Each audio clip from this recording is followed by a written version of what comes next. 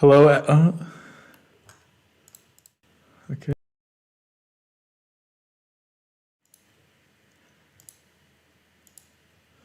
Hi, everyone. Welcome to an episode of the European Volleyball Show.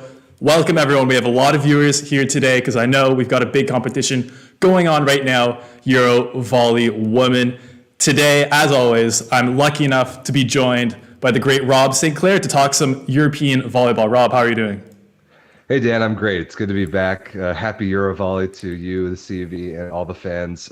We've gotten a ton of subscribers on the channel the last couple of weeks, and hopefully some new fans of the show. So I'm excited to break it all down. For sure. I'm excited to break it down too, but we have a lot of new viewers, so I'm just going to go over the concept of the show for a few of you guys who might be new. So Rob and I today, in a lot of Fridays, we talk everything going on with European volleyball. And we're lucky today that we have EuroVolley to talk about. Just finished the pool phase, lots of great teams. Went home, unfortunately, but still lots of great teams still left to play. And we're gonna break down all the matchups, all the teams, the biggest storylines. But the main thing we want from you guys, interact with us in the chat. We want you to ask lots of questions. We're gonna be reading the chat during the whole broadcast. So we would like it to be a discussion. So love to have you guys involved and talk some volleyball today, because that's what the show is all about, is talking about European volleyball, hence the title, European Volleyball Show.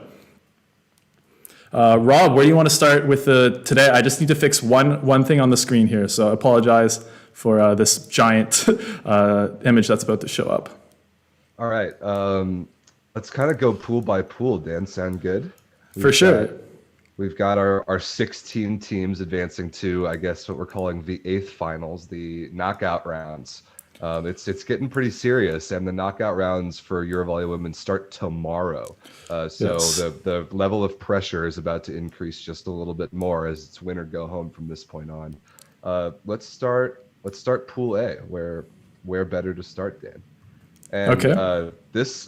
This one had some surprises for me. So if you haven't been subscribed or following along to the channel for long, we did a ton of preview content for EuroVolley Women's, and then there are some men's previews coming out very soon, including I broke down all the pools and I predicted my finishes. So this can be a public roast of my predictions.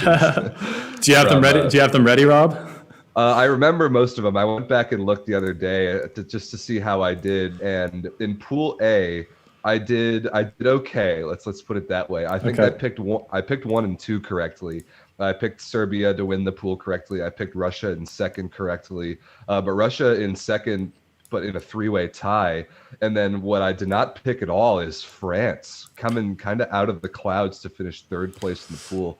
I really didn't even expect them to make it out of this pool. They really came out of nowhere, in my opinion. And Belgium, I thought, might do a little bit better. The 3-way tie hurt them. They still made it out.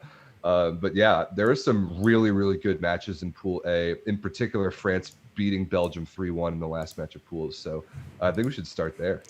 Actually, I really like that France match. And I agree with you, Rob. France was a bit of a surprise for me, too. I mean, obviously, we saw the men's team win the Olympic gold medal very recently. So obviously, a very strong volleyball country. But the women's team seems, in the past, not to quite have matched the level of the men's team. But we've seen maybe a start of a different trend here with some very talented players on that French roster. And yeah, again, beating Belgium, who to take that 3rd place spot in that pool. That ended up being quite an important game if we look at how the draw ended up being, with Belgium having to take on Italy. Italy, yes. Yeah, that's a massive deal. It's not like the Olympics where like those middle teams in the pool get randomly drawn for their crossovers. It's pretty straight up, and yeah, those seedings matter a lot. So that one crucial point in the standings that France has over Belgium is going to matter a lot, and we'll talk about that in a minute when we get to the previewing the 8th finals.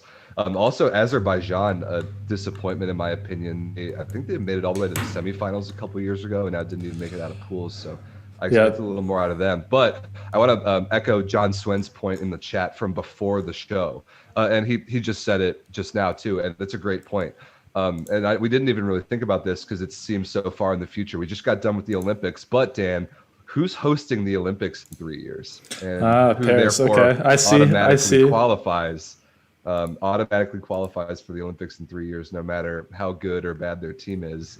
That's France. So the French women are starting to really rise towards a pretty important event for them in the 2024 Olympic Games in Paris. So that's a great point that I didn't even think about. Yeah, so the team peaking at the right time. Some very good serving on the team, Rob, from what I found. And I noticed this, Rob. I don't know if you watched the Belgium versus France match, but an interesting tactical decision there from Gert van Broek, the coach of the Belgian team. Hoping we were going to get to that, yeah. Right off the bat, playing with two front row middles during the match, running both the quick and the slide behind the setter at the same time. A bit of an interesting decision there. Belgium kind of without a true opposite in this tournament, so running basically with three outside hitters playing the wings throughout the tournament, all three passing as well. But this time decided to going with the two middles in the front row. Rob, I don't think I've seen that really before. So I've seen that in college in the U.S., which is why I did not expect it to see. I did not expect to see it at the international level. But as I was previewing Belgium, we pointed out the fact that you're right; they don't really have a true opposite. So I was expecting them to do the kind of three outside hitter thing, where all of them would pass and they would just kind of hit wherever they were on the floor. They really like to run big a lot. They really like that pipe attack, especially with Britt Herbots. So there's advantages to having all those ball control people and just throwing them all over the floor, and wherever they are, they kind of get set. But the two middle thing is interesting because if you have a middle who is really comfortable running off of 1 foot on the right side like that, then you can put her in the opposite slot, I guess, like across from the setter. And the advantage you get from that is blocking as well, because if you put a middle blocker blocking on a pin, then their blocking job immediately gets way easier than it's ever been for them before, which is a big advantage. So that's if you do the three outside hitter thing, you get a ball control advantage. If you do the two middle thing, you get a blocking advantage. And as long as you can pass the ball well enough to run those two quick offensive options all the time, then that can really work for a team like Belgium. And what's weird statistically about that match versus France is that in most statistical categories, Belgium I would say dominated, to be honest, because that second set they won by so much. But the sets that France won were all so close. They were able to win the match, even though the stats didn't really back up the fact that France was the better team that day. So that was a really interesting one. And as Belgium gets to Italy, which we can talk about in a little bit, that particular matchup, I'm very curious to see which of those two very kind of diametrically opposed options they go with. If they don't have a true opposite, the three outside hitter thing versus the two middle blocker thing are completely different play styles. So I'm really curious to see what they go with against a team like Italy. I think against Italy, you want as much ball control as possible, given all their big servers. So I think they're going to go with the three outside hitters. Plus, it didn't really work that well versus France, even though you said statistically they were better. Nick P made a good point that Belgium is probably their worst match of the entire year. I would kind of have to agree. They didn't look that great that match. A lot of balls going out to the wings, Rob, I think, at that one. Yeah. I think if you're going to use this two middle strategy, you got to go to the middle a bit more. I think Britt Herbots 58 sets, Celine Van Gestel 38 sets, something like that. So quite a bit. Guys, if you're watching the stream, you're enjoying the conversation so far, love that you guys are getting involved in the chat. Hit that like button if you guys are enjoying EuroVolley so far. And remember, guys, all the matches on EuroVolley.tv, so check that out. If you haven't had a chance to subscribe yet, go head over to EuroVolley TV. If you haven't been able to catch the matches on YouTube, that's where you can catch every single match. So Rob, Belgium versus Italy. Let's make our first prediction here. What do you think? Okay, so I was tempted, Dan, for a while to pick the upset in this one because with Italy without Caterina Bassetti, I think could struggle a little bit against some really high levels of service pressure, like a Britt Herbots, for example, or if they do the three outside hitter thing and just keep a lot of balls off the floor. I actually like that matchup decently well for Belgium, but I don't think I can bring myself to pick against Italy. However, we saw in VNL earlier this summer, Belgium, the later a match went, the more sets were played in the match, the more of an advantage Belgium had. They won a ridiculous number of 5-setters in VNL this summer. I can't remember what the number was, but they beat some very good teams, and every time they got into 5, they pretty much prevailed. So if they can keep pushing Italy a little bit further and further. I like Belgium's chances, but there's no way I can pick against Paola Egonu. So I am going to go with Italy in probably one of the more competitive eighth final matches we're going to have. I think, yeah, this is maybe even the most competitive eighth finals match of Very possibly. Rob. I would say tough draw, unfortunately, for Belgium, getting fourth place and in a very competitive pool, as we saw. I'm also going to go with Italy. I think Eganu's been one of the best players of the tournament so far, and even then, I still feel like she has another level to go to. I feel like she has been, I wouldn't say coasting, because she's still scoring a ridiculous amount, but I feel like we've seen Paola Eganu take it to another level than she has already. But what do you think, Sarah Farr, the injury, does that hurt Italy's chances at all? I think they're so deep at the middle blocker position that they can bring just about anyone in for her and be just fine. I don't think it's not a tournament killer by any means. I think if Egonu got hurt, that would be a tournament killer. And already without Bassetti, if you lost either Pietrini or Sila, that might hurt a little bit more. But losing one of the middles, as much as I like Sarah Farr's game, I think they have enough depth there to not lose a step in that area. Yeah, for sure. And you still have Chiricella. Sila, also another player who hasn't maybe played her best tournament so far, who also has an opportunity to step it up as well. We've seen Petrini play great. So yeah, I think Italy's getting that one. Guys, let us know in the chat if there's a team or matchup you want us to talk about next. I'm not really seeing the chat going in any particular direction so far. So let's just wrap up Pool A, because we talked a good bit about France and Belgium. For sure. Serbia, I don't think there's that much to say except they've been very convincing, only losing 2 sets so far, I believe. Yeah, they've looked phenomenal, and those are the 2 sets in the 5-setter against Russia. So very convinced by Serbia so far after what we saw from them at the Olympics, where they were just so Tijana Boskovic dominated, and the USA kind of figured them out. As I was previewing them, I was like, all right, like we know that Tijana Boskovic is the workhorse, and just because you know the ball's going to her all the time doesn't mean you can stop her, and that's been pretty much the case so far, at least through pool play. Well, I mean, I think that's even underselling it, saying you can't stop her, because like you really, really can't stop her. Really can't stop her. I think incredible. She's the most efficient attacker among non-middles in the entire tournament so far. I believe top 10, and also second in points. So second in scoring and like first in efficiency. It's unbelievable the level that Tijana Boskovic is playing at right now. And I feel like there's always this little bit of a running competition between these elite opposites in volleyball. We have Boskovic, Hawk, and Eganu playing in the tournament. So far, Boskovic winning the battle of those opposites, I would have to say. Agreed. Yeah, it's fun to talk about the 3 of them in a national team context after we talked about the 3 of them so much in club this season. Yeah, Hawk, I think the leading scorer, but she has no choice but to do that for her team to be where they are. And we'll talk about Sweden in a minute, making it out of pools. Yeah. And like you said, I think Eganu's been coasting just a little. Their pool wasn't as difficult as Serbia's was, and she hasn't been called upon to score on the volume that she probably will be, like in the next few matches in the elimination stage. But Boskovic, I think, has been the best player pretty clearly. That combination of volume of scoring and efficiency is pretty ridiculous. Yeah, for sure. And I mean, still they're missing a couple of key players, but still Janovic, they have still Boskovic, they have Rasic, so definitely still almost the top Serbian team. All right, Rob, where do you want to go next? Let's talk about Russia for a little bit. We got to talk about Fedorov-Seva. Only for a little bit? Only for a little bit. Arina Fedorov-Seva is unbelievable. And if you don't know that name, you will. Did she just turn 18? Is she 18 yet? Or she's born in 2000. She's born in 2004, so she turns 18 next year. That is so ridiculous. As good as she was at the Olympics, she might have even been better so far in EuroVolley.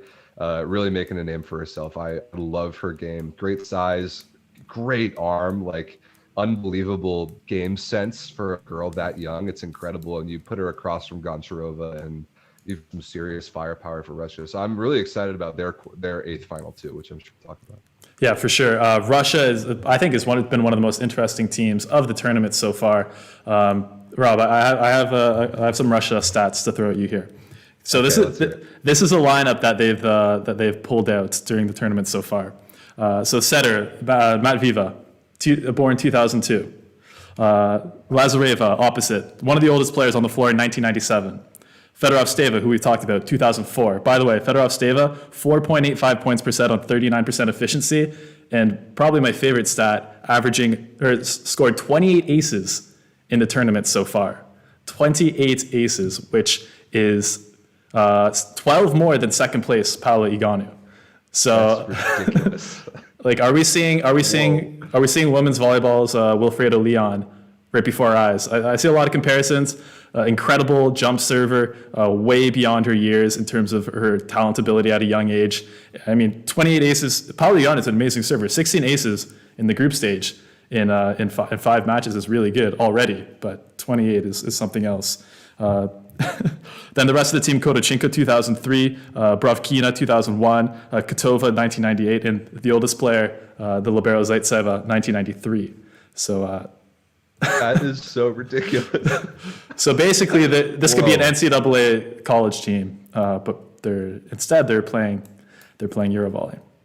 They're like getting second in their pool at the European Championships. That is ridiculous. I didn't realize that average age was so ludicrous. Yeah, and it's gotta be the youngest in the tournament so far. I think that's the youngest team I've ever seen at this high level volleyball. I think, and granted, that's a theoretical team. They haven't really started that team the entire tournament, but a lot of those players have played major roles, especially Fedorov-Steva, who's clearly like the leader of the team already at 17 years old. Yeah, what a career she's already set herself up for. That being said, they've played some good matches, but they have shown, I think, the age has been an issue a couple times. We saw against great Serbia versus Russia, one of the best matches so far. I think they played nervous for a lot of that match. Some errors maybe that an older, more experienced team would have made, but maybe Russia is not going to win this EuroVolley, but we're seeing definitely a team of the next decade that's going to be a very strong force. Agreed. And if you know anything about the history of the European Championships on the women's side, Russia and formerly the Soviet Union has all the records and all the wins and like all the historical dominance, and they will absolutely never be caught in any of those records, at least in terms of podium finishes and wins. So they're setting themselves up pretty nicely for the next 10 or 15 years to add on to that already ridiculous streak. For sure. But Rob, you would agree probably a little early this EuroVolley. Yes? Yeah. I think it's a little early. I think this tournament's so deep and just so talented. I expect them to beat Belarus in the crossover. And then we'll see who they get after that. But like the Serbias and the Turkeys and the Italies and teams like that in this tournament, I think are as talented and just way more experienced than a team like Russia right now. Yeah, I would agree with that. Okay, Russia, great young team. 2004, crazy. Which team, Rob? Where do you want to go next? Let's go Pool B, and Pool B is the only pool that I am really proud of my picks because I went 6 for 6 on this one. All right. I did get all 6 of these teams correct somehow. I got the Spain and Greece. I thought was a toss-up. I got Spain in 5th over Greece in 6th. I got Czech Republic, and then the 3-way tie at 4-1. I did pick Bulgaria to win the pool, and they did narrowly on a tiebreaker. So that match between them and Poland was amazing. And I'm really, really high on the Bulgarian home court advantage, which they're going to get again for the next 2 rounds in the elimination stage. So don't sleep on Bulgaria. They're playing at home for at least most 2 more matches. If they win both of them, then they're in the semis, and then anything can happen. Yeah, and a great win for Bulgaria against Poland to end the pool phase there. Huge win for Bulgaria over Poland. I was very impressed by that. Yeah. Just a couple of ones in the chat before we talk too much about this pool here. John Suman was saying Russia, they changed their play style a lot younger, too slow in 2016. Seth Freak is asking why Varnkova and Goncharova aren't playing for Russia.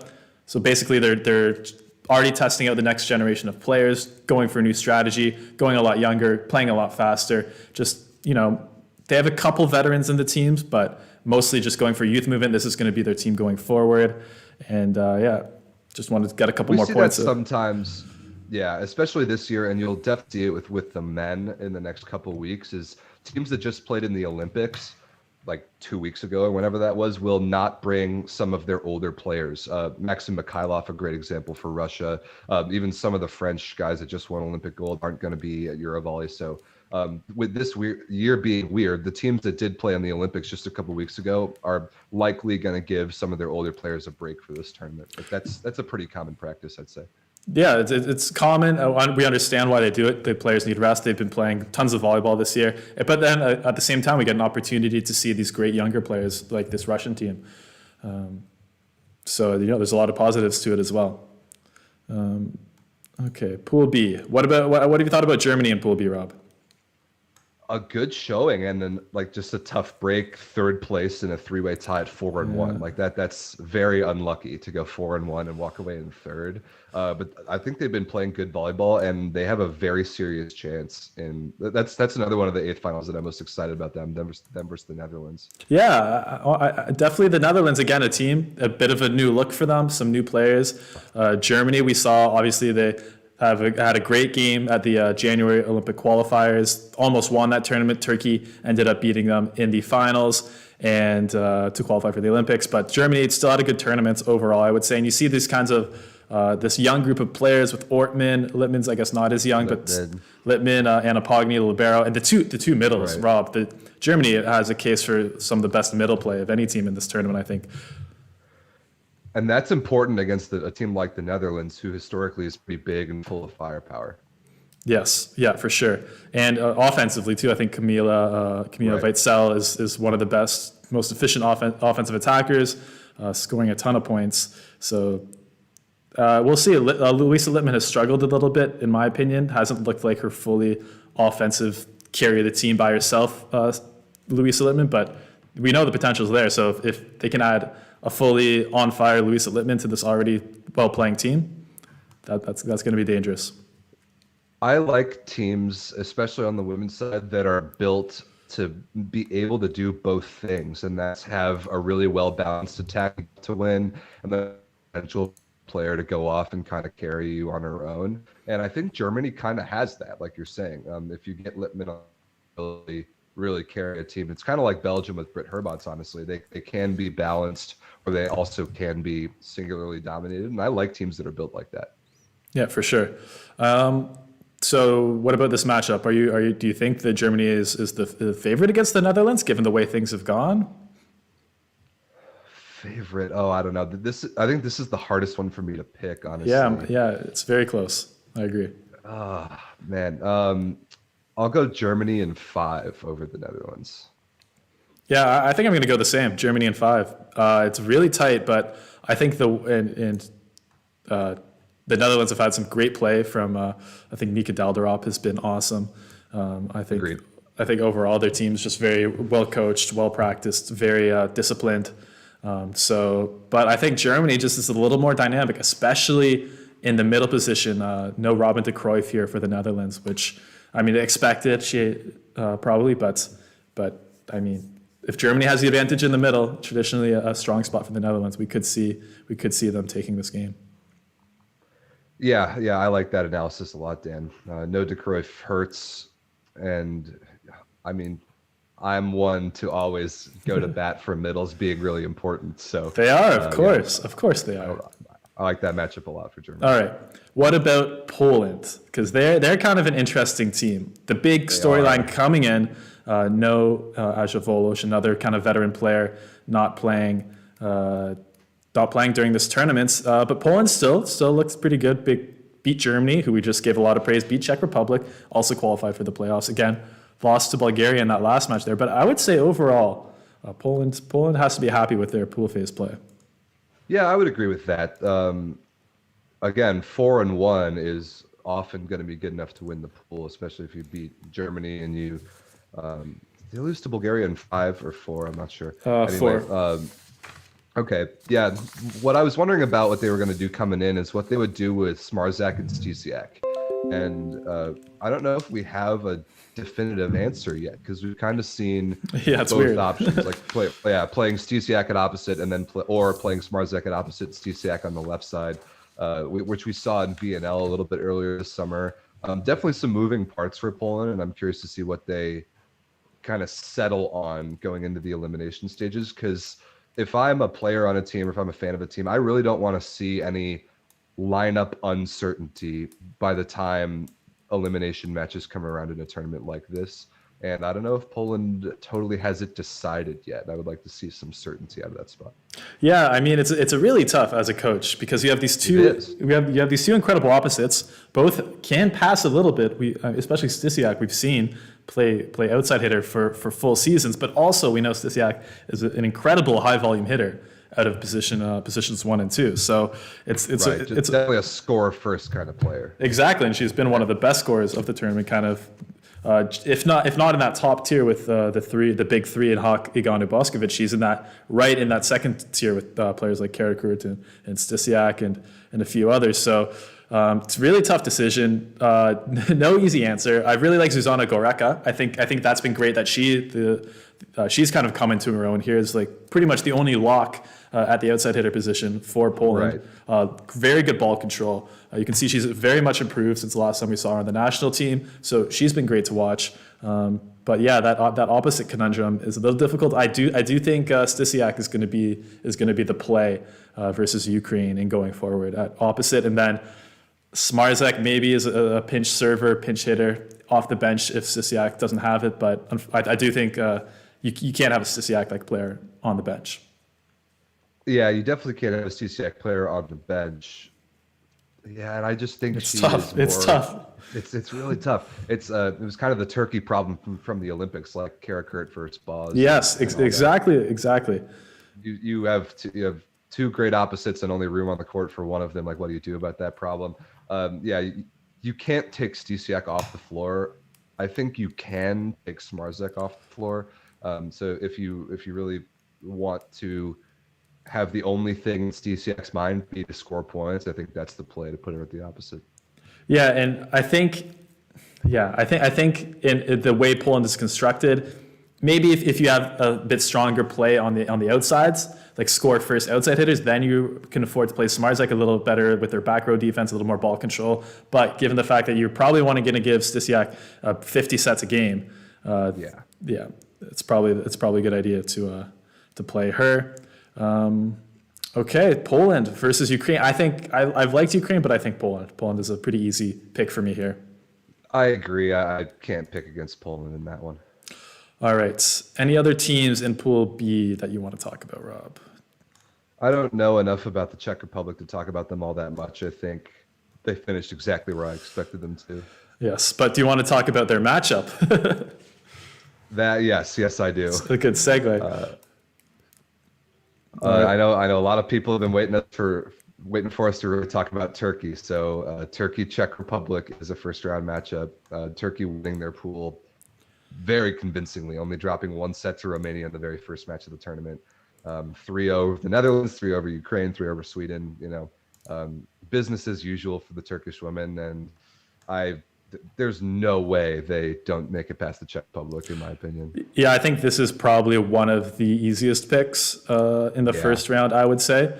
Like you said, Turkey playing extremely well so far, especially with the win versus the Netherlands. As you said, that's a pretty convincing win. Like we said, Netherlands very convincing. Yeah, and then Sweden again. A game that got tons of views on YouTube. So if you guys missed that one, you can watch it on our YouTube channel. But again, not a pushover team. They did a really good job kind of stopping Isabel Hawk and playing around her and wrapping her up, which bodes well for Turkey, given that some of their biggest competitions are teams with huge opposites, right? Superstar opposites. Yeah, superstar great opposites. Point. And I mean, if there was any team to understand the Isabel Hawk scouting report, it should be Turkey with her club coach as the head coach of the national team, and her, of course, playing in Vakitbank club, and they've all seen her so much that should have been a matchup that they were ready for, and they were. I completely agree that they did a good job touching balls and forcing her deep cross court and touching some balls there. We've seen Isabel Hawk have a ton of success, like going really high over the block and over the libero's head down the line and scoring points there, and I think they're ready for that.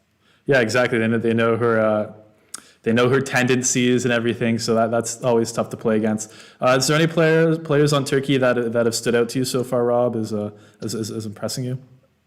Abrar Karakurt's been really Yeah, good, of and course. Hande Baladin has really provided some certainty to the outside hitter spot that they may not have totally had in the Olympics, and I've been impressed by that. Yeah, for sure. I think she's played quite well, and yeah, like you said, Karakurt has done a fantastic job scoring. And again, Ida Erdem, I think, has been pretty great as well. Like Yeah. we've mentioned on our Olympic show, you know, she's the veteran of the team, and she's not only providing a lot as a middle blocker, still playing at a very high level. But I think that you can never underestimate especially with No Nas here, the amount of chemistry and leadership, how important that is to this team. They're all looking up to her, looking for her for guidance and leadership. And I think the fact that she's playing in this tournament, she definitely could have qualified as one of those veteran players. I don't think anyone would have been mad at her for not coming to this. But the fact that she's here playing, they came second in 2019. I think they definitely are here to win EuroVolley. Yeah, I completely agree with that. And not having Nas actually, I don't want to say that it helps because Nas is so unbelievable, but it does eliminate questions about who the starting setter should be, Yes. which they had a little bit of an issue with that in the Olympics. So now Yes. that we know it's Cansu Özbey, then and with two of the best middles in the world, and Erdem and Güneş, I like Turkey right now. I really like the way they're playing. They answered some of the Olympic questions. Yeah, for sure. I think that's a really good point, Rob, because yeah, even though, okay, on paper, it's great to have like these two world-class setters here, and Turkish fans know this, but maybe not fans of other teams know this, but Cansu Özbey is a world-class elite setter. It's like Absolutely. It's like, we saw with France, we have Benjamin Taniudi, but we also have Antoine Brizard, another world-class setter right behind him. Just because there's two world-class setters, it doesn't mean the second setter is not incredible as well. And I think you see the confidence, to your point, Rob. I think you see the confidence there a little bit more. She has no leash basically this tournament. She can play a little freer. She can play a little looser. She can set those middles from those awkward positions, and it's working really well so far. You can't underestimate how important that is as a player when you know that the starting spot is yours and you can do pretty much anything and that spot will still be yours. It's completely different to how Turkey felt at the Olympics. Like they couldn't, a couple of the players, but really opposites and sitters and world class with two options at each position, they felt like their leash was short and they had to play a certain way to stay out on the court. And now I think it feels completely different to that based on the eye test. And Polish men's outside hitters, same exact sort of thing. When you know that your leash is infinitely long, you typically play a lot better. You play with a lot more confidence. And I think that's exactly what we're seeing right now for Turkey. All right. Which other team do you want to talk about? This is what Pool D? That's Pool D. Yeah. How'd you do in predictions in Pool D? Not as good because I picked Romania to make it out and they did not. And I did not pick the Ukraine to make it out and they played really, really well. So I didn't expect that. But I did pick Sweden in fourth. I was right about that. So yes. I think I had Romania and the Ukraine switched in my rankings. Yeah, I mean, we can talk briefly about Romania because I think I had them predicted fairly high. I wouldn't say that was a bad prediction on your part, Rob. I think maybe they're a little bit younger, they're not ready for the next level yet. I think Karatasu maybe disappointed a little bit, didn't show the same level of play as she did in the Challenge Cup when she was MVP. Maybe the block defense is, it's a lot tougher here than there, but and Adelina Ungrano wasn't really able to be that secondary scorer as well. So still very talented players, but maybe still need to figure out a few things in terms of the first two touches before they get to the next level. That is a very, very good analysis. And I think part of why you and I were probably both high on them is that they were playing at home. And I think that matters a lot. 0-5 is definitely below my expectations for a team playing at home with some of Romania's young talent. So I think it's a learning experience for them. This is not the last you will hear of those couple young Romanian superstars. All right. So what about Sweden, though? Like you predicted, fourth. I think this is great, qualifying to EuroVolley for the first time and getting to the playoffs as well. That's got to be a huge success already. Totally. I was very hopeful in my prediction of that, and I'm really glad that it happened because, Sweden as a national team, not historically even playing in this tournament, much less like other major international competitions. And when you have a player of Isabel Haak's caliber, it certainly helps, but the rest of the team deserves a lot of credit too for getting here and getting to the round of 16. I think that's a great accomplishment for Sweden. them versus Bulgaria.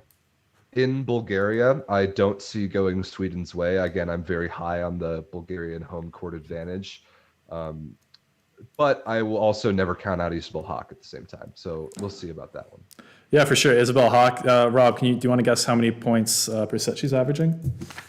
Oh, man. Probably north of 7. Somewhere in that neighborhood. Even higher. Oh, no. Over 8 points per set. Over 8 points per set. Goodness. Yeah. So that's ridiculous. I'm sure a lot of you guys in the chat understand, are big volleyball fans, but like to contextualize it for the rest of you guys, over 5 points per set is very impressive. 5 points per set is great. Usually the leading scorer of a team. Isabel Hawk is at almost like just about double that, 8 points per set.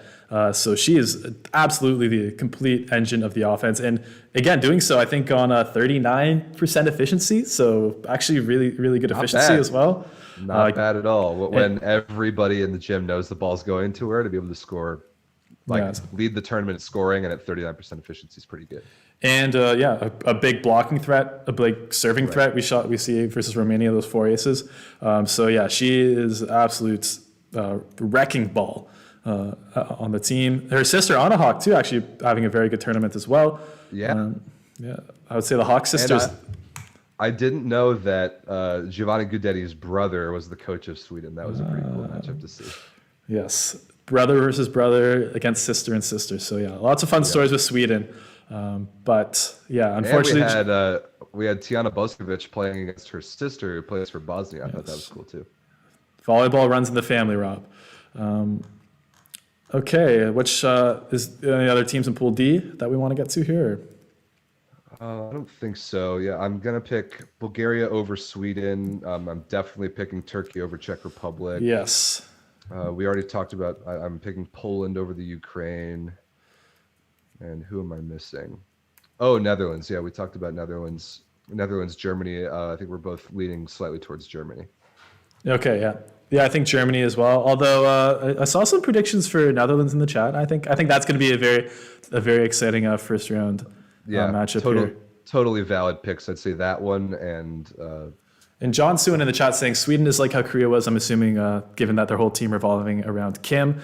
I mean, again, like we've said on the show many times before, we see this a lot as a fairly viable strategy in women's volleyball, building around one player and giving them 60 sets per game, with whether it's Hawk, whether it's Aganu, whether it's Boskovic. It's a big debate right now, I would say, Rob. But we saw, in the Olympics, the more balanced approach worked with Team USA, but we've also seen the one player approach work very well, the super finals and other tournaments. So it's definitely a legit debate on both sides. Totally. It's interesting how the women's game is leading the charge in that debate, because I can't pick a men's team right now who is at all as one player dominated as some of these top women's teams. No. And that's not even close. And that's really interesting to me. Yeah, for sure. And a good example of a balanced team, I would say probably Turkey, right? Would you say? Yeah, I would. And then really good in the middle, or a really good setter, like close to superstar level of opposite, but not quite like one that demands 60 balls a game. I think that's a pretty good example of a balanced team. Belgium, I would say, is pretty balanced too, unless they start getting a little too comfortable flinging Britt Herbots too many balls. Sometimes that happens. Did you not see how many sets Herbots got last match, Rob? It was a lot. It was a lot. But again, like you said, that's because they were doing the two middle thing, and they took one of their out of system options off the court. Yeah. All right. I see a good question from Firat. Yeah. Where are you going to go? You go for it. Go for it. No, I was just getting to that same question. Let's hit that one. All right. This is long. Okay. It's inevitable to put all of your guns to one player when you have Hawk, Aganu, Boskovic, but how do you do it how is it for the future of volleyball? The number of teams that go that way increase. I would say off the bat, you definitely need the right personnel for this team, for this kind of team. Not just with your player who's taking all the sets, although that is the most important. You also need a really good team around them in terms of ball control. You need a great setter. You need good servers, good blockers, because, okay, you can score a lot of points, do so efficiently, but the whole reason that works is because you're getting so many blocks, so many aces, and so many continuations If you have an opposite who you can give the ball to at any point during the set, you just need to play defense, get the ball up, right? You don't need to run in system every time. So I would say it's a really effective strategy, but to get the personnel to do it, it's a one in 100 team that you need to have only at the highest level. That is exactly the point that I was going to make, in that first of all, you need that superstar. You can't do that with just any player. I think past Hawk, Egonu, Boskovic, I don't think any other player in the world can truly carry a team to championships by herself like those three. I think it drops off after those three. And then, after that, you have 5 other players on the court who have a job to do. That isn't, even though it's not score points, they all really have a job to do it. Yeah, I think you have to have the perfect storm of that one superstar and the other supporting players that are all on the same page about all that. I don't think it's bad for the game by any means, but it's not like just any random team can take their best player and decide to give her 60 balls a game. You can't just do that unless you have a generational level player like those 3 that we mentioned. And I think that just the fact that we're so lucky to be watching those 3 players that are all pretty young, about the same time in their careers, is amazing. And that's what's sparking this debate. But it's not that simple. You can't just do that at any team or at any level. Yeah, exactly. All right. Do we have any? We have one more pool to get to, Rob, here. Pool C, I believe, right? We talked about Italy already. I think pretty comfortable here, but I did not do well predicting this pool. I did have Italy 1 and Croatia 2, but then those other 4, I had absolutely no idea how to pick, and I was very impressed by both Belarus and Hungary making out of this pool. I thought they played some really good volleyball. Yeah, they played a very solid volleyball, I would say. I like Hanna Daviskiba on Belarus. I thought another young player who's like playing well beyond her years. But I would say. Croatia though, I would say too. I wouldn't say overly impressive. I would say overall this is probably the weakest pool for me. Definitely. Yeah. I think it definitely is. And other than Italy, well, Croatia versus France is a pretty good debate in the next round, but Serbia versus Hungary, that's pretty lopsided in Serbia's favor. Russia versus Belarus, I would think that's, even as young as Russia is, I think they're just way more talented than Belarus is. I would pick them pretty comfortably as well. But I agree this was a pretty weak pool for Italy fortunately for Italy, they've had opportunity to kind of figure out who they are this particular tournament, like without Bassetti, for example, and losing Sarah Farr and able to put those pieces together. A comfortable coasting opportunity for them. Now, Croatia versus France is worth debating, because I would have picked Croatia going into this tournament if you had told me they were going to play, but France has been so much better than anyone really expected that I think it could be anyone's match. Yeah, I think France has a very good chance in this match, and kind of tying this into the point that we were talking about a little earlier, Samantha Fabris, fantastic player, very high level opposite, but like you said, not in the same tier as Egonu, Hawk, or Boskovic. So even though she's getting a huge set load during this tournament, she's not doing so quite at the same level of efficiency. And I think you've seen that reflected in Croatia, who don't have the offensive output that those teams have. They're giving a lot of sets to Samantha Fabris, but it's not really working at the same level that it does for some of those other teams, which. I don't know. We saw some incredible defensive play from France in the last couple of matches. And I think if they can frustrate and slow down Samantha Fabris, Croatia definitely a pretty good defensive team, but offensively, I think they're relying on Fabris a little bit too much for my liking. I agree with that. It's funny how similar teams are, like the same national team across genders, because the French men's team did some things in block and defense at the Olympics that were absolutely unbelievable. And it's funny that that's like a very similar strength of the French women. Yeah, that might be just the wrong matchup for Croatia to run into. I think I am leaning a little bit towards France, as hot as they're playing in that one. Yeah, and I love Helena Kazut. Her serve has been a huge weapon so far. All right, I think, is that every team, Rob? Any that we missed here? I think it is. Let's well, first of all, these eighth final matches are starting tomorrow. Yeah. So let's go over just like what's happening on what days and reiterate our picks. So tomorrow in Bulgaria, we have Netherlands and Germany, which I think Dan and I are both leaning slightly towards Germany. And then we have Bulgaria and Sweden, who like I would be shocked if Bulgaria didn't win that one at home. Yes, yeah. I think Bulgaria is going to take that one as well. Okay, the next day in Bulgaria, so that's the 29th, that's Sunday. Turkey, Czech Republic, I think pretty lopsided for Turkey. And then Poland, Ukraine should be pretty comfortable for Poland.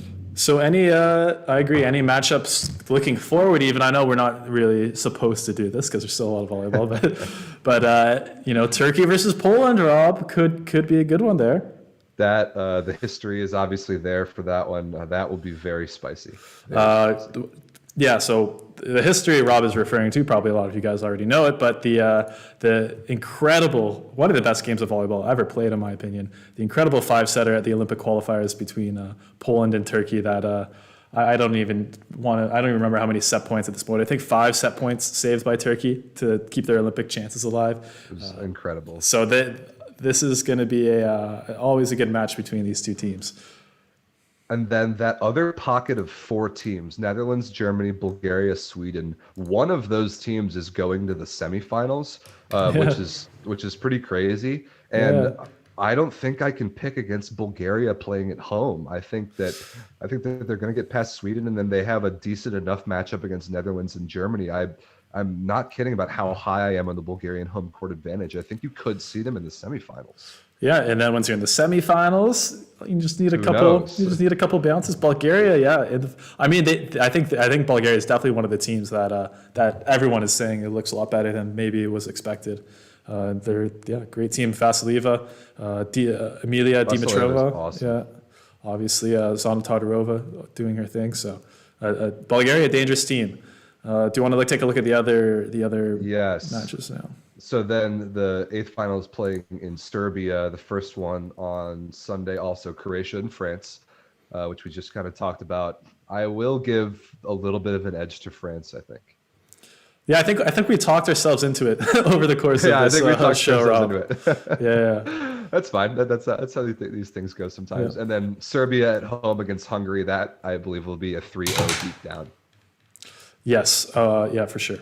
I think Serbia is not playing the best volleyball they've ever played, but it's looking pretty good for them. It's good enough. And then of those 4, Croatia, France, Serbia, Hungary, there's no way you don't see Serbia in the semifinal playing at home. I think I'm pretty comfortable picking that. And then the last group of 4 I think might be the most interesting because you have Italy and Belgium, which is a matchup that, like we talked about very early in the show, I can't bring myself to pick against Italy, but I think it could be really interesting. If you catch Belgium on the right day, playing the right combination of without an opposite, they've got some options like we talked about earlier. And if you get them on a really good serving day, this could be really interesting. I still am going to pick Italy, and then I'll pick Russia over Belarus. But the winner of those two, regardless of who it is, to go to the semifinals is going to be a really good match. Yeah, and I want to shout out the Belgian middle, Marlies Janssens, who is having a really good tournament, efficiently attacking. I think she's leading middles both in aces and blocks, at least the last time I checked. So that pretty dangerous player. Of course, they need to figure out their lineup. I feel like they're kind of making it up as they go along. Okay, she's dropped down the rankings now, but she was one of the leaders earlier.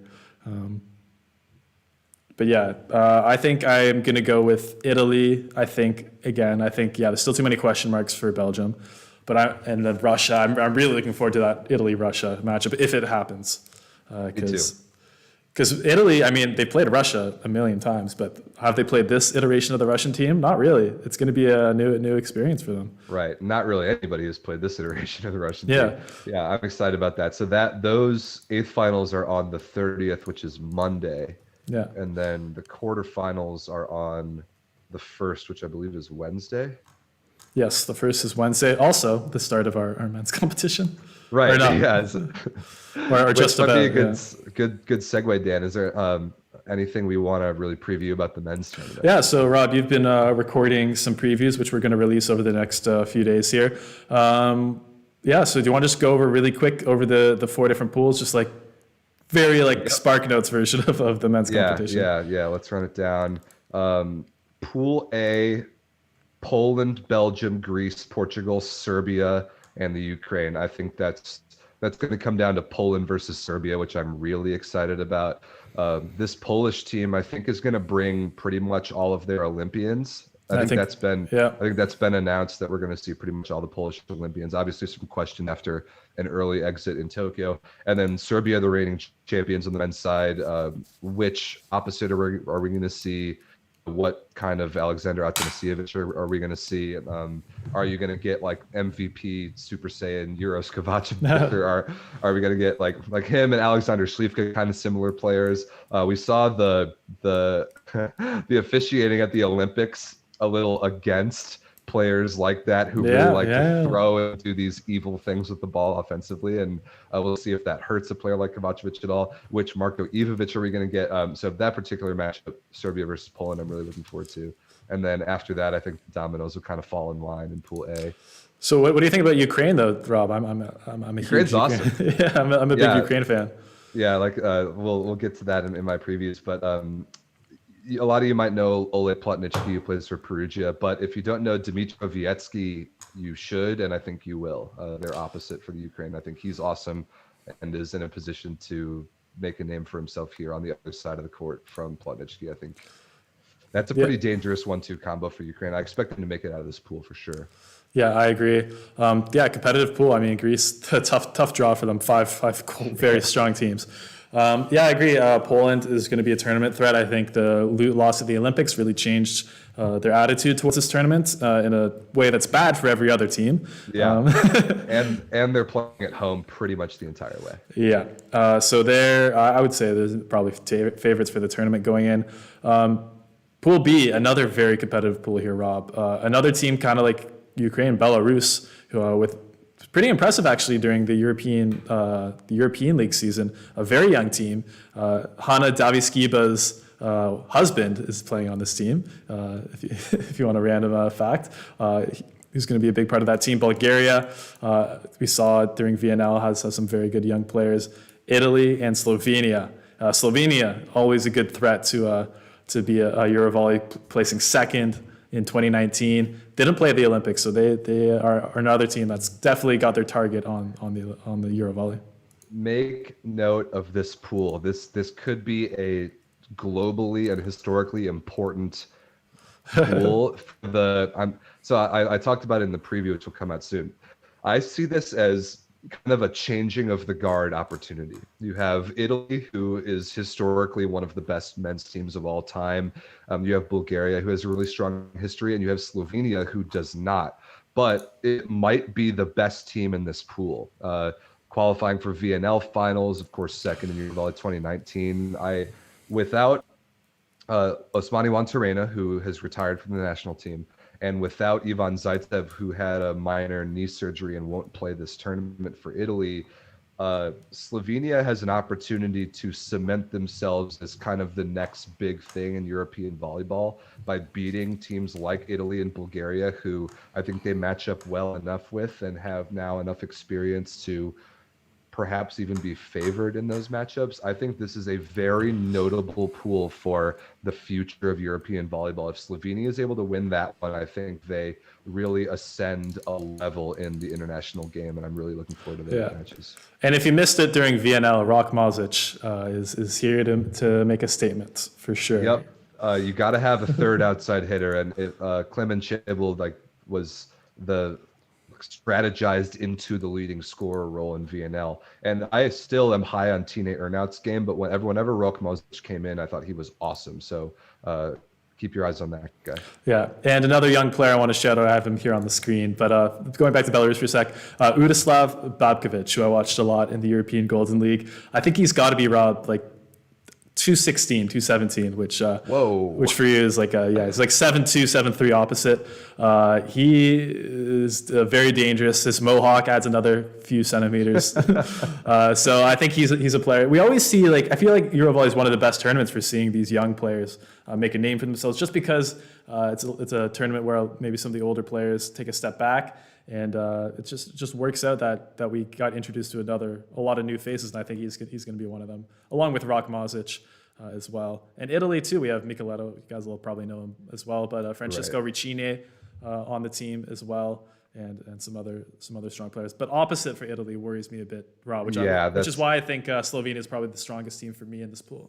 I agree. I think opposite's a huge question mark for Italy. Bulgaria, I assume we'll see Svetan Sokolov, who I love, but past that, they've got a couple question marks for me as well. I think Slovenia is the most complete team in that pool, and I'm excited to see if they can. Like it's just kind of a new thing for them to have higher expectations, like to be the favorites. They never really have been in that spot before, this particular group, and I'm excited to see how they perform under those circumstances. Yeah, John Suin, this guy Babkovic is insanely tall. You'll see him, guys. Yeah, he's like Mazurski size. Like yeah, for sure. Mazurski's 218. Anybody much over 210 is really getting up into the stratosphere of height. It's crazy. So Pool C, guys, Turkish fans, if you guys are still around and if you care about men's volleyball, I think Turkey could actually make a pretty good run here on the men's side here, Rob. Because I talked about this in the preview. Turkey versus Russia is the first match in that pool.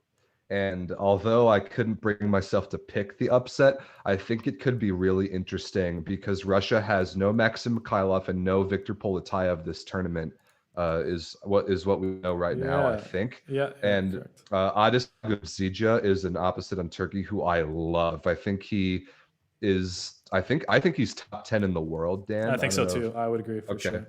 He's been playing really well in Italy. He's going to Piacenza this year. I'm really high on him and a couple of the other older Turkish guys that I don't know, Dan. I don't think I can pick that upset over Russia, but it could be really interesting the first match of the pool. I still don't think Russia will do anything but win this pool, but Turkey I expect to make it out and could make some noise for sure. Yeah, I mean, having that Adislav Mjija, who's, like you said, one of the best. We saw have just an incredible season in Italy, win MVP of the European Golden League this year. They're getting a lot more of their veterans back to join that European Golden League leading team. So, it could be dangerous. And Russia, I mean, it's great to have a backup like Viktor Poletayev, but it sucks.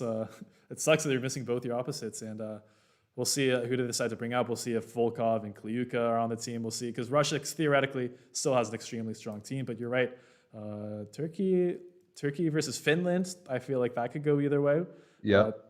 Turkey versus Spain could go either way. Turkey versus Netherlands could go either way. It's a pretty balanced pool, other than maybe Russia. But with a weaker Russia, this is like I don't know who's going to make the playoffs. Yeah.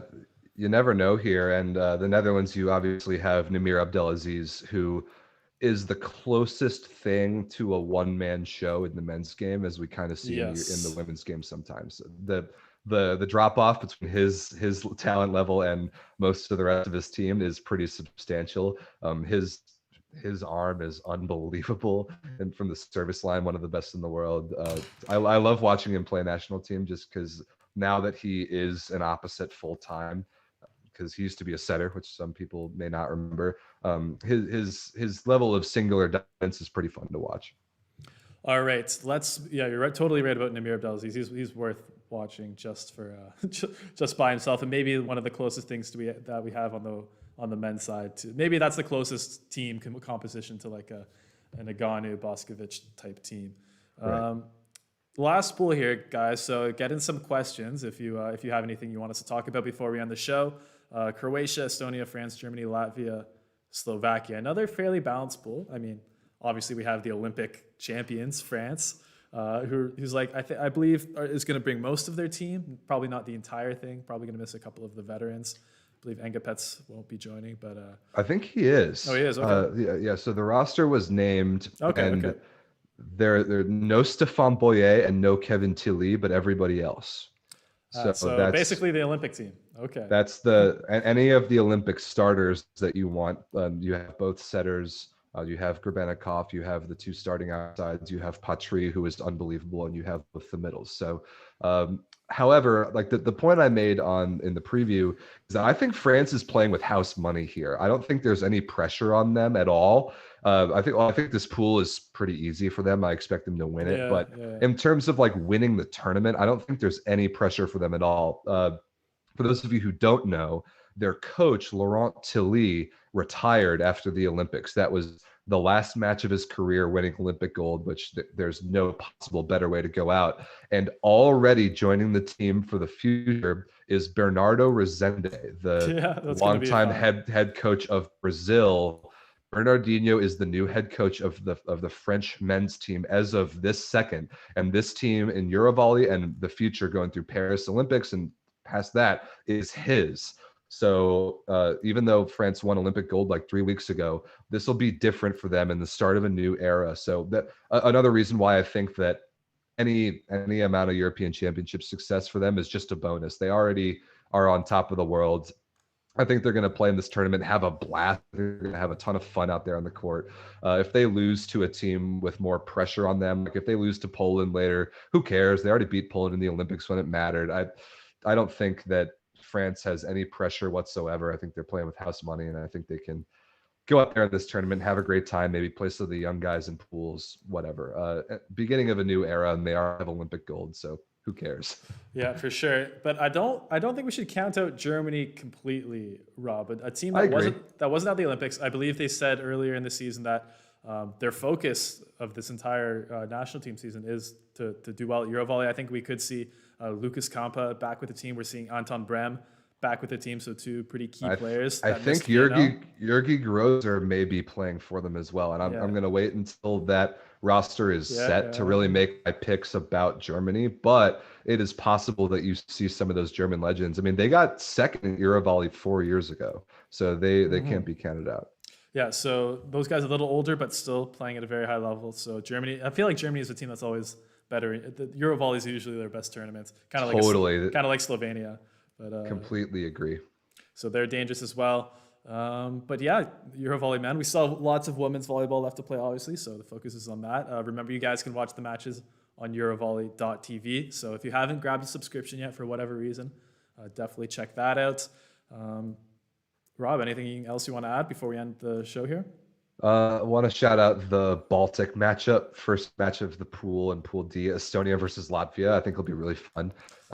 Yes. I don't think neither of those two teams are going to win the tournament, but like Estonia is hosting this pool, and the way that the drawing of lots worked is they got to choose two of their opponents in the pool, and their first choice was Latvia. They wanted to make very sure they played that rivalry game in Estonia, and that's going to be really fun to watch. So I recommend that one. And I'm just trying to scan the chat for questions before we for sure. end the show, but there's a lot of Turkish in the chat for sure. Yeah, I'll look too, but yeah, I think the women's tournament guys matches, like Rob said earlier, the matches are happening tomorrow and on Sunday. So basically we have like a full weekend of volleyball. We also have guys voting on top performances. So definitely remember to check out our website, check out our social media if you guys want to say and who's going to be part of these videos that are showing the best performances. Our first one's coming out today if you want to see it. I think Ibrar Karakurts and a few other. Who else won the first pool? I think Aganu was one of the winners. So check that out on YouTube. And got some very good volleyball this weekend. I'm very excited for it. Yeah, make sure you know all of the schedule of all the matches where you can watch in your countries. It very well may be EuroVolley.tv, which everyone should check out. There is a ton of volleyball going on this coming week. The women's gold medal match, I believe, is next Saturday. So, Dan, we haven't confirmed if we're going to have a show next week, but I would like to so that we can preview that one. Yeah, we'll let you guys know if we're able to do that. Yeah, Rob, that'll be fun to preview the final matches. Any early predictions on which teams we'll be previewing there? I think I'll pick the semifinals as Italy, Serbia, Turkey, and Bulgaria. Mm-hmm. And Serbia versus Italy is going to be crazy, and because that would be a semifinal there on the same side of the bracket. Turkey versus Bulgaria, I'll tell you, Dan, Turkey's got a pretty decent look towards the finals if they can take care of business. I I think they might be the slight favorite in every one of their matches up until that point. So it very well may be Turkey versus Serbia again. That's possible. Yes, yes, Turkey versus Serbia. I don't know. I think I'm going to pick a little bit different of an outcome. I think I'm going to go with Russia making the finals. Nice. Versus That would Turkey. be crazy. Yeah, a little bit of a. I think this Fedorov I think is the best. I'm going to put her up there. I think she's going to be up there with like Boskovic, Hawk, and Nagano. I think she's that tier of player. She's unbelievable. 28 aces, Rob. 20. That is a ridiculous number. You will never hear me argue against that. All right. Did you find any more questions, or should we end it here? I think that's about it. Okay. A lot more coming, ladies and gentlemen. Thanks very much for watching. Yeah, like Dan said, there's a ton of interactivity with the fans going on between the show and picking MVPs of pools and all that stuff. So wherever you can find info about EuroVolley, go there and let your voice be heard. It's a very cool thing that the CB does around these tournaments. All right. Thank you, Rob. Thank you, everyone, for watching today, and we'll see you on the next show.